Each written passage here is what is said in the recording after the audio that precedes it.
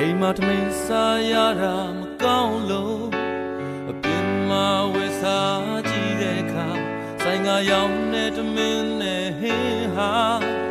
မင်းချက်တဲ့ဟင်းလောင်မကောင်းဘူးမင်းလောင်ကိုပေါ်ဘသူမှမကောင်းဘူးမင်းတယောက်ထဲသာကိုယ်တွေ့ကောင်းနိုင်စို့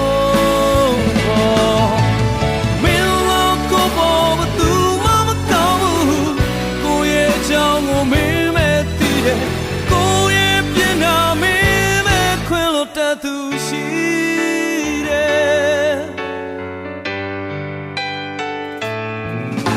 အိတ်ထဲမှာသုံးစရာပြတ်တော့ရွှေနဲ့ကကလေးချုပ်ခါပေါင်းတဲ့သုံးမိုးပေးတဲ့မင်းလို့ကိုယ်ပဲသူတို့လည်းမချီကြပါလားခွဲ